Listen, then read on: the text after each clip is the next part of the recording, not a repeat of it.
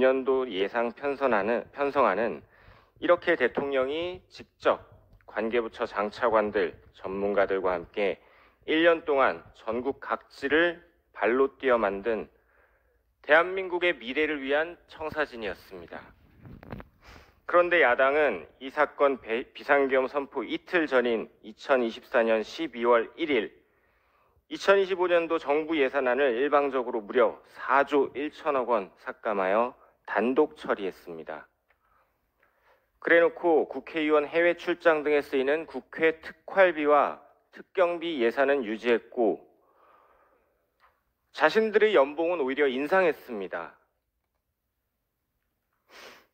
다음으로 분야별 예산 삭감으로 인한 폐해 관련 증거들입니다. 먼저 예산 삭감으로 국방을 무력화시킨 증거들입니다. 군 전력 핵심인 초급 간부 처우 개선을 위한 수당 인산 예산을 삭감하여 초급 간부 공백화를 가속화했습니다. 아무리 값비싼 무기 체계를 갖추더라도 군의 허리인 초급 간부들의 장기 근무가 없으면 국방 공백이 발생합니다. 대통령은 정부 예산 증액으로 수당 인상 등 처우 개선을 추진했지만 거대 야당의 예산 감액에 가로막혔습니다.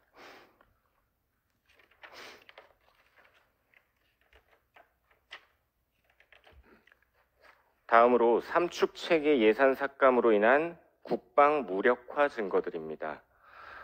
85호증의 5 기사는 2025년도 국방 예산이 국회에서 삭감되면서 북한의 핵과 대량 살상 무기 위협에 대응하는 우리의 핵심 안보 전략으로서 한국형 삼축 체계에 제동이 걸렸다는 것입니다. 방산업계 관계자와 안보 전문가들은 이런 예산 삭감을 두고 한국형 삼축 체계 구축은 대한민국 안보의 중추 역할을 한다며 안보 공백에 대한 우려를 나타냈습니다.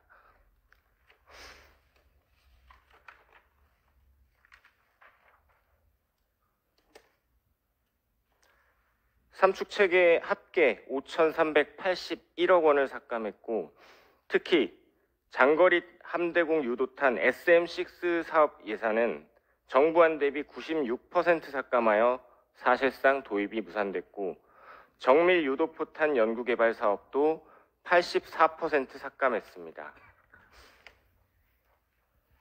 다음으로 드론 예산 삭감 관련 증거들입니다. 2017년 이미 북한의 무인기는 강원도에서 발견된 바 있고 2022년도에는 서울 상공까지 침투하였습니다. 당시 작전을 위해 출격하던 우리 공군 경공격기 한 대가 추락하기도 했습니다. 이에 우리 군은 지난해 9월 북도발시 압도적 대응을 위한 드론 작전 사령부를 창설했습니다. 최근 러시아 우크라이나 전쟁, 중동 전쟁을 통해 드론이 전쟁의 승패를 좌우한다는 점은 이제 주지의 사실이 되었습니다.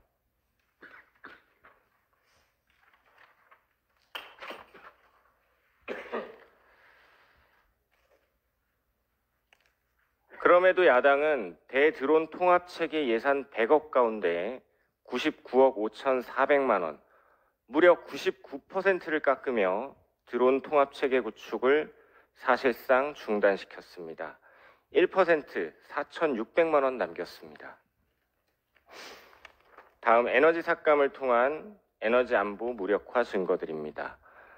유전 개발 사업 이른바 대왕고래 프로젝트의 무산입니다. 87호증의 1 대외경제정책연구원의 러시아의 우크라이나 침공이 세계 에너지 안보에 주는 함의 최근 글로벌 에너지 공급망이 흔들리고 안정적인 에너지 자원 확보는 국가의 생존과 직결됩니다. 이러한 상황에서 동해 유전 개발 사업 이른바 대왕고래 프로젝트는 반드시 필요한 것이었습니다. 산업부 보도자료 보겠습니다. 액트지오사 대표 이제 시추할 시점. 국익 극대화 원칙 하에 동해 심해가스전 관련 제도 정비 및 투자 유치 추진. 동해 심해가스전 본격 시추를 앞두고 진행 상황 점검 및 향후 전략 논의. 동해 심해가스전 상세 시추 계획 최종 논의. 현재 밝혀진 내용에 따르면 동해심해가스전은 최대 140억 배럴, 2,270조 원에 달하는 추정 가치로 성공 시 에너지 자립과 에너지 안보를 획기적으로 강화할 수 있다는 것이었습니다. 그러나 민주당은 국회 예결위 단독 처리로 동해심해가스전 사업 예산 497억 원을 전액 삭감했습니다.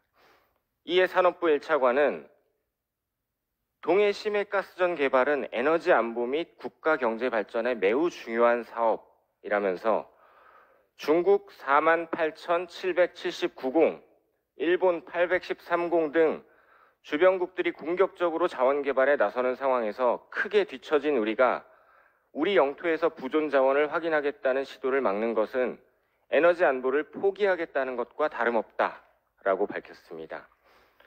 사실상 온 국민이 바랬던 산유국의 꿈을 무산시킨 것입니다.